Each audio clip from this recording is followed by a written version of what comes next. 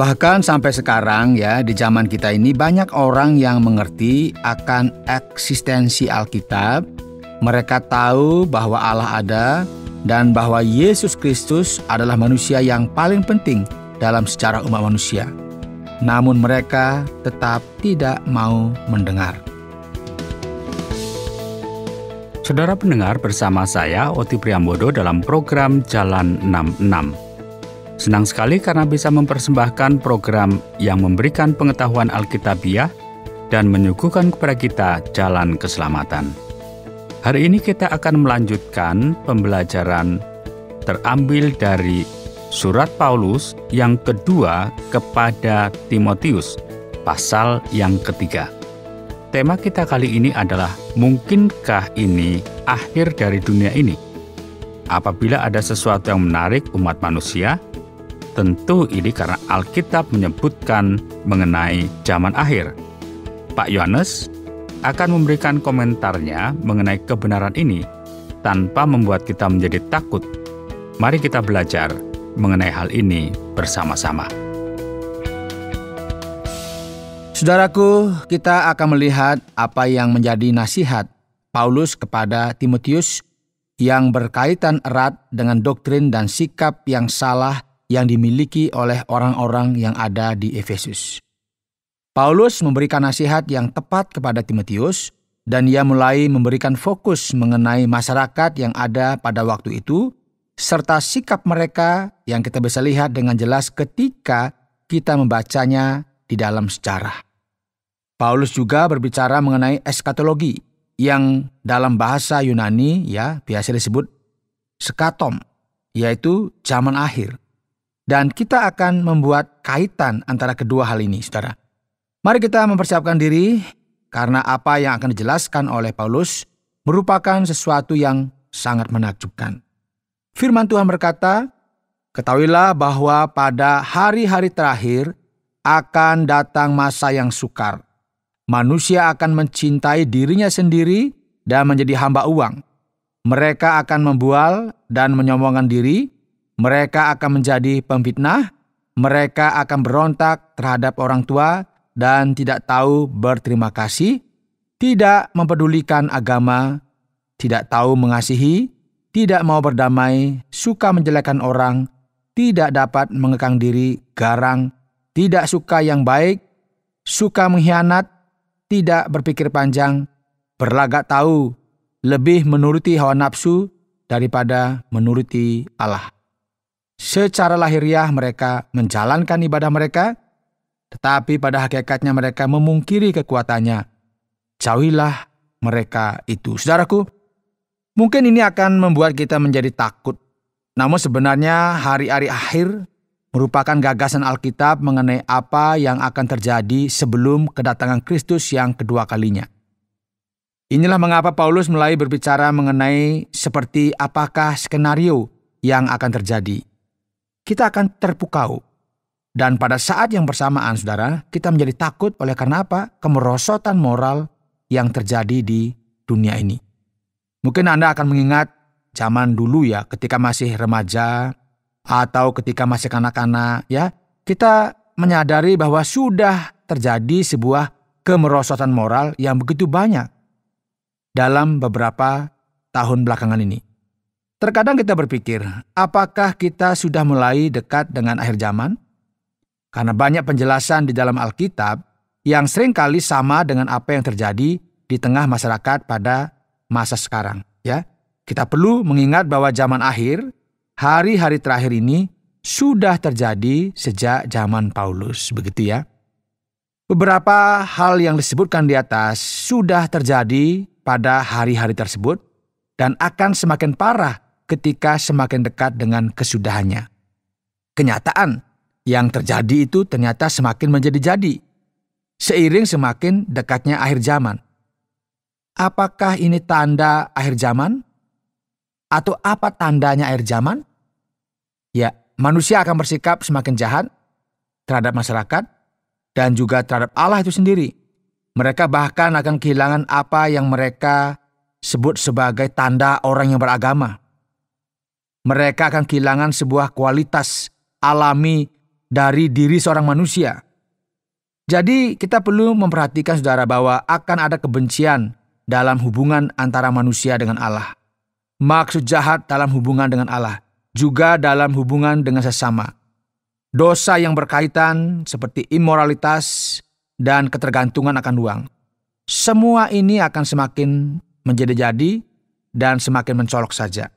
Manusia akan mementingkan dirinya sendiri. Mereka cinta uang, sombong, tinggi hati. Mereka memiliki sebuah sikap yang mengerikan dalam keluarga. Dan tentu kita bisa melihat semua ini di dalam berita, ya. Yang kita bisa katakan sebagai hal yang sangat mengerikan. Bagaimana bisa ya ada orang tua meninggalkan anak-anak mereka dibuang begitu saja, ya. Bahkan ada yang tega membunuh darah dagingnya sendiri. Seorang saudara tega saling membunuh. Dan kita bahkan akan sampai kepada titik di mana masyarakat melihat bahwa aborsi itu merupakan hak asasi manusia. Ini semua merupakan sebuah realita yang sangat menyedihkan. Karena kita akan melihat bahwa seseorang akan melawan orang tuanya. Tidak ada kasih dalam keluarga. Tidak ada pengendalian diri. Ganas melawan kebaikan. Dan mementingkan diri sendiri daripada mementingkan Allah. Dan luar biasa sekali saudara, bahwa kita akan melihat bagaimana begitu banyaknya kejahatan.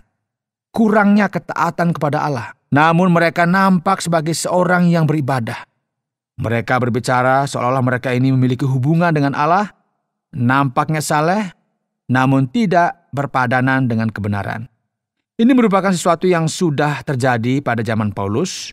Ada hal-hal yang rumit yang terjadi pada saat itu sebagaimana yang dijelaskan dalam ayat 6. Sebab di antara mereka terdapat orang-orang yang menyelundup ke rumah orang lain dan menjerat perempuan-perempuan lemah yang syarat dengan dosa dan dikuasai oleh berbagai-bagai nafsu. Khususnya di sini kita bisa melihat bahwa surat kepada Timotius ini memberikan sebuah fokus tentang doktrin dan moralitas yang khususnya mempengaruhi perempuan yang ada di gereja. Perempuan-perempuan ini seringkali sangat diberkati ketika mereka memberikan dedikasi pengorbanan mereka kepada Allah. Namun ketika mereka menyimpang dari jalan Allah, mereka bisa menjadi orang-orang yang tersesat. Firman Tuhan di sini menunjukkan hal ini dengan jelas ya saudara.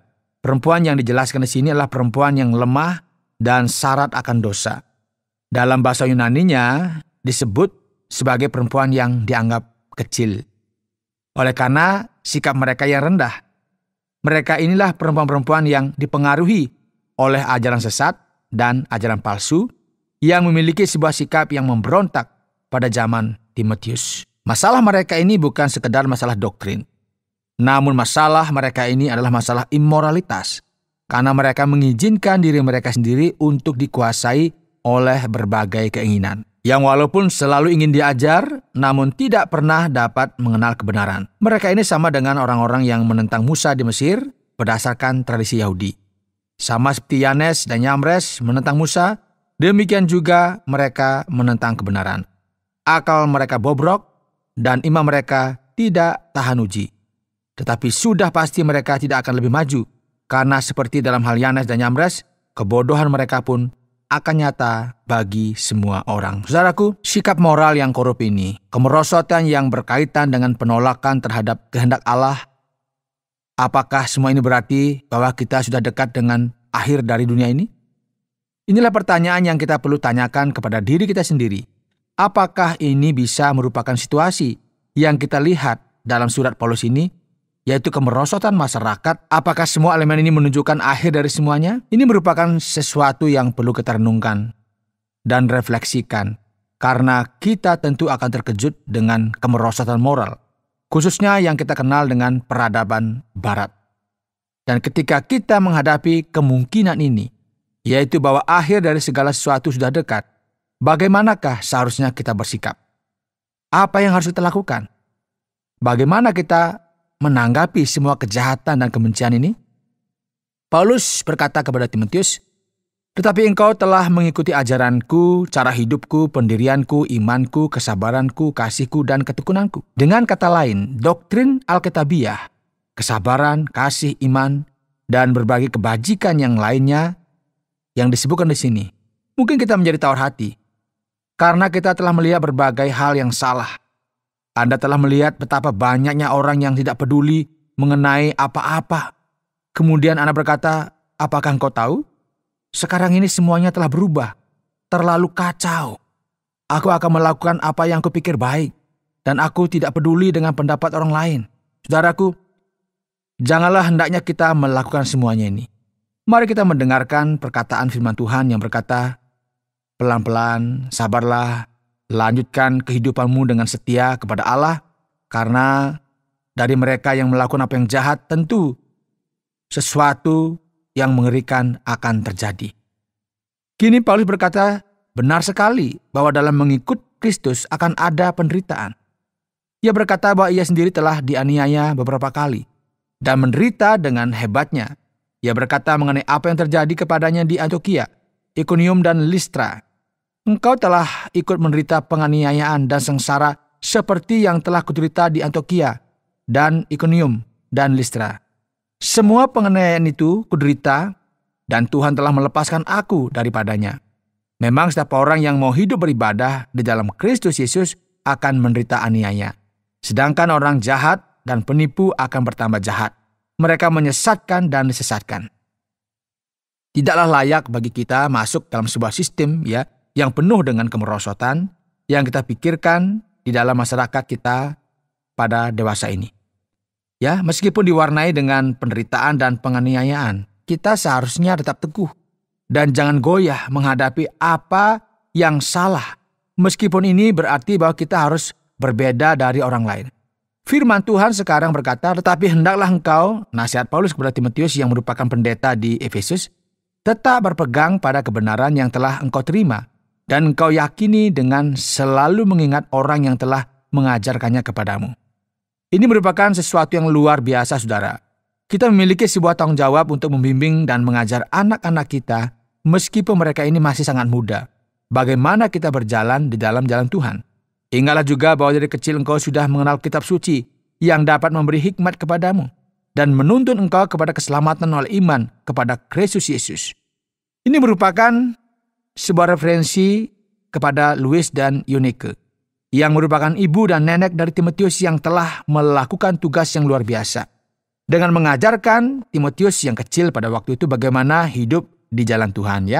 Banyak orang berpikir bahwa anak-anak mereka ada di tangan pemerintah, pendeta, para dewan, atau di tangan gereja, ataupun juga guru-guru selama minggu yang akhirnya menghabiskan waktu untuk mengajar dan membimbing mereka ke jalan yang benar. Jadi Paulus berkata dalam beberapa ayat berikutnya yang mungkin merupakan beberapa ayat yang paling penting dalam memahami Alkitab. Dikatakan di sana segala tulisan yang diilhamkan Allah memang bermanfaat untuk mengajar, untuk menyatakan kesalahan, untuk memperbaiki kelakuan, dan untuk mendidik orang dalam kebenaran. Dengan demikian, tiap-tiap manusia kepunyaan Allah diperlengkapi untuk setiap perbuatan baik. Saudaraku, di tengah-tengah segala kekacauan yang terjadi pada zaman Paulus, di tengah-tengah segala kekacauan yang terjadi pada zaman kita memiliki dua pilihan saja. Apakah kita akan berjalan bersama dengan kebanyakan orang dan tidak peduli dengan segala kemerosotan yang terjadi?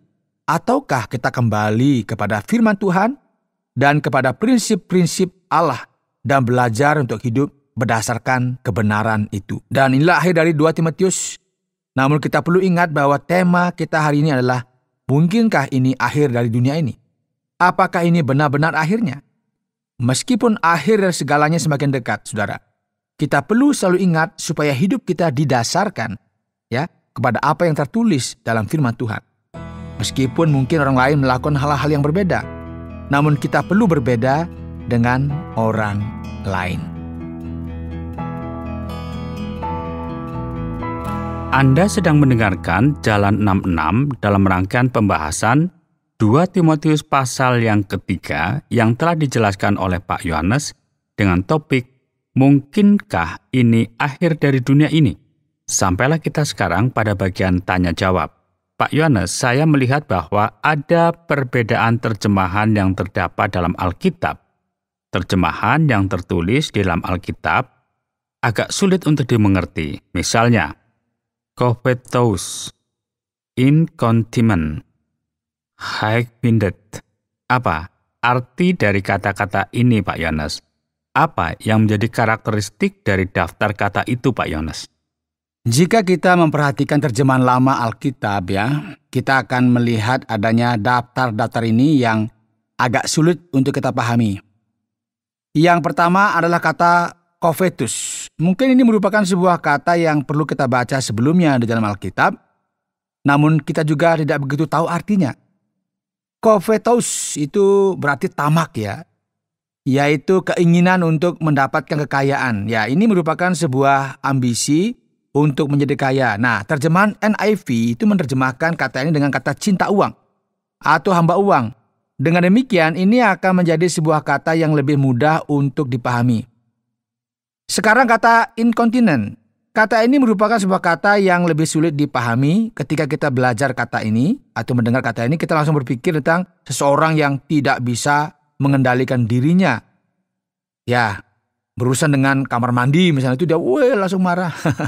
Namun bukan ini yang dimaksudkan. Ya, kata incontinent sangat jelas diterjemahkan dalam NIV dengan kata pengendalian diri. Jadi orang yang incontinent itu ya adalah seseorang yang tidak bisa mengendalikan dirinya sebagaimana seharusnya. Ya, hari-hari ini kita melihat banyak sekali orang yang sangat puas karena ini adalah negara yang bebas ya. Jadi saya bisa melakukan apa saja yang saya inginkan dan tidak ada seorang pun yang bisa mengurusinya. Orang-orang ini tidak memiliki kendali atas tindakannya sendiri dan akhirnya mendatangkan sebuah resiko yang serius di kemudian hari. Dan sekarang kata selanjutnya yang terdapat di sini yang lebih mudah untuk kita pahami, yaitu dengan melihat kedua kata yang terdapat dalam kata ini, yaitu high-minded. Yaitu orang-orang high-minded adalah seseorang yang sombong, mementingkan diri sendiri dan arogan. Seseorang yang hanya berpikir tentang dirinya sendiri sedemikian tingginya. Dan ketika kita memahami hal ini, kita akan bisa memahami tentang realita yang terjadi pada akhir zaman nanti. Karakteristik ini akan menentukan kapankah terjadinya zaman hari ini, yaitu sebelum akhir dari dunia ini.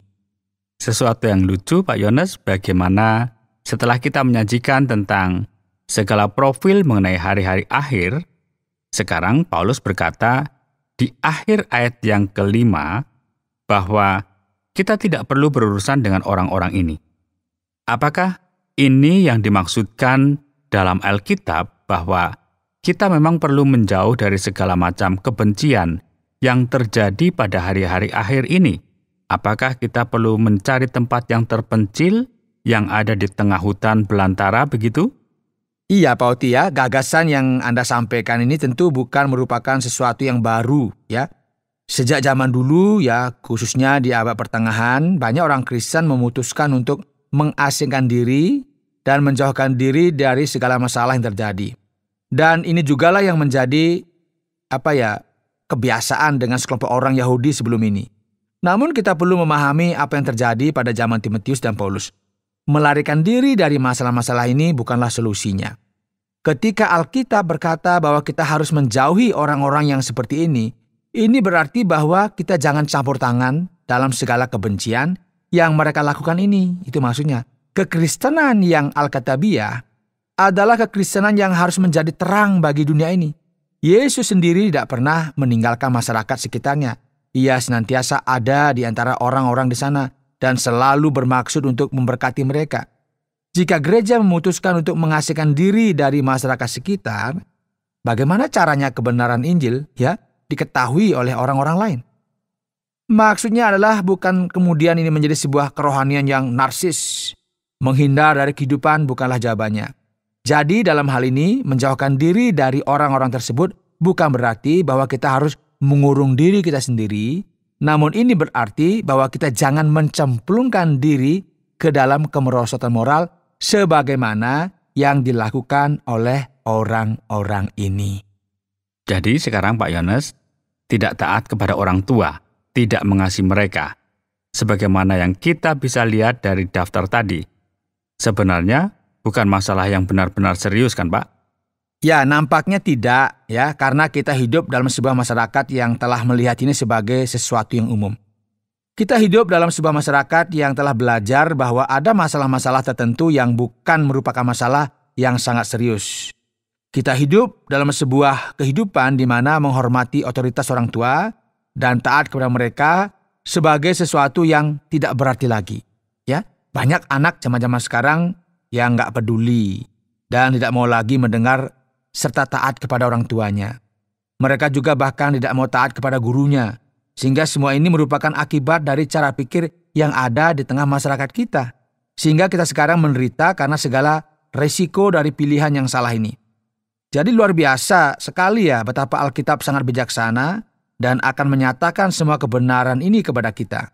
Dan memang semua hal ini adalah hal-hal yang serius dan penting. Ini bukanlah hal-hal yang patut untuk kita sepelekan atau kita abaikan. Ketika seseorang tidak mau mendengar orang tua mereka sendiri, mereka juga tidak mau mendengarkan orang lain.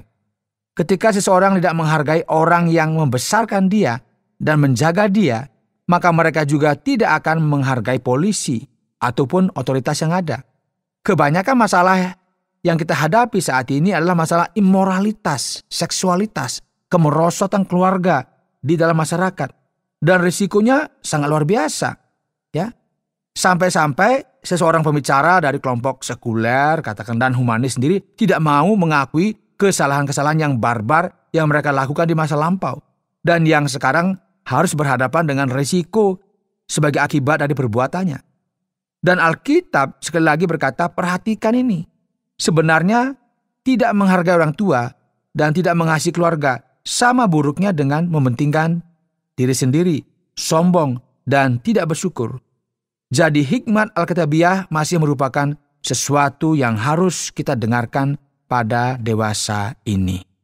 Sekarang Pak Yones, bagaimana dengan ayat yang ke-7 dari kitab 2 Timotius ini Pak? Yang berkata, yang walaupun ingin diajar, namun tidak pernah dapat mengenal kebenaran. Jadi Pak, apa masalahnya di sini? Ada orang-orang yang senantiasa belajar, namun sepertinya mereka tidak pernah memahami apa-apa. Dan tidak pernah mendapatkan progres apa-apa. Apa yang sebenarnya sedang terjadi? Mungkin murid-murid ini tidak pernah diberikan penilaian, dan tugas mereka hanya dikumpulkan begitu saja. Bagaimana ini Pak maksudnya? Memang nampaknya seperti ini Pak Otia, bagaimana mungkin ya seseorang yang sudah lama belajar namun akhirnya orang tersebut tidak memahami apa-apa. Yang terjadi di sini adalah bahwa orang-orang ini tidak memiliki ketidakmampuan untuk belajar. Namun yang menjadi masalah orang-orang ini adalah bahwa mereka ini adalah orang-orang yang anti Allah. Bahkan sampai sekarang di zaman kita ini banyak orang yang mengerti akan eksistensi Alkitab. Mereka tahu bahwa Allah ada. Dan bahwa Yesus Kristus adalah manusia yang paling penting dalam sejarah umat manusia. Namun mereka tetap tidak mau mendengar. Ada semacam berburuk sangka begitu ya. Mereka akan melakukan segala sesuatu dengan berkata, karena ada banyak hal yang salah dalam agama, ada orang yang melakukan ini dan itu. Dan mereka ini bahkan tidak mengizinkan diri mereka sendiri untuk memahami apa yang terjadi. Saya sudah melihat banyak ya orang di luar sana yang mengkritik Alkitab, mengkritik Allah dan gereja tanpa memiliki dasar atau pengetahuan yang jelas akan sebabnya. Ini namanya berburuk sangka. Jadi kebenarannya adalah orang-orang ini tidak mau belajar karena penolakan mereka sendiri di dalam hati mereka dan mereka menolak untuk memahami semua hal ini. Kira-kira seperti itu Pak Oti. Menarik sekali Pak Yones bagaimana dua karakteristik Alkitabiah yang muncul di ayat 8 ini. Mengenai Yesus, mengenai Yanes dan Yambres. Di manakah kita bisa menemukan cerita dari orang ini, Pak? Apakah ini merupakan cerita dalam Perjanjian Lama? Ya, Yanes dan Yambres itu menurut tradisi Yahudi adalah dua tukang sihir yang menentang Musa di Mesir, dan sebenarnya juga kedua nama ini tidak bisa kita temukan di dalam Alkitab. Kita bisa mencoba mencarinya di dalam Perjanjian Lama, namun kita tidak akan pernah menemukannya. Jadi terlepas dari semua ini, Paulus menggunakan tradisi Yahudi untuk memberikan contoh, yaitu kedua nama dari tukang sihir yang terkenal pada masa itu. Sekarang Pak Yones, kita perhatikan pada ayat yang ke-16, apakah yang Paulus maksudkan?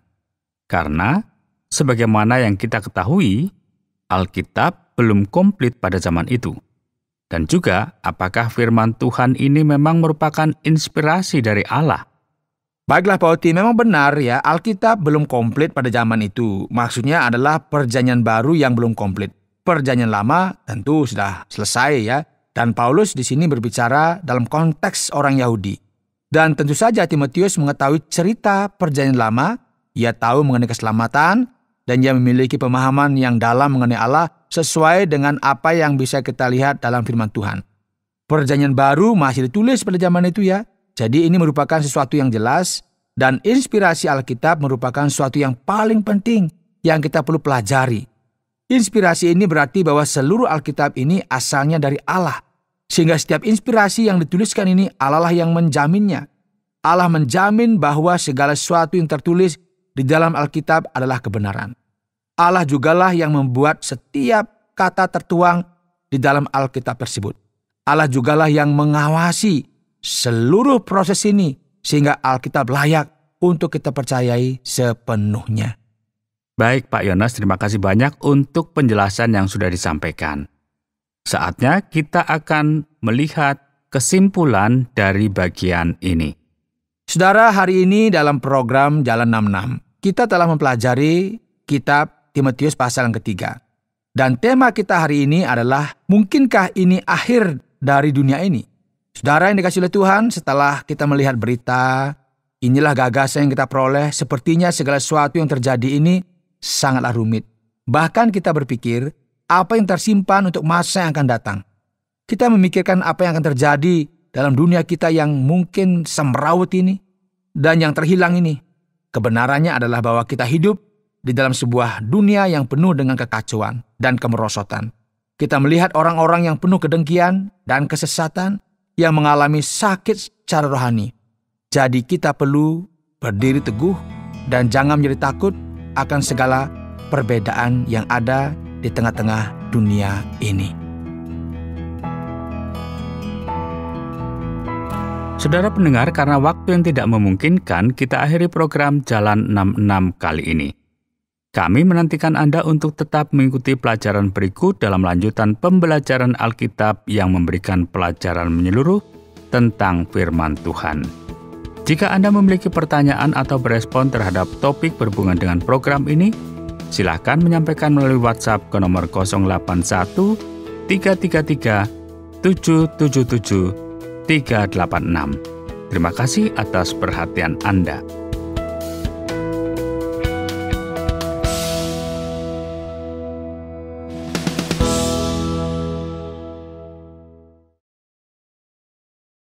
Terima kasih Anda sudah mengikuti program kami. Jika Anda diberkati, jangan lupa like, komen, dan share supaya Anda tidak ketinggalan setiap program terbaru kami.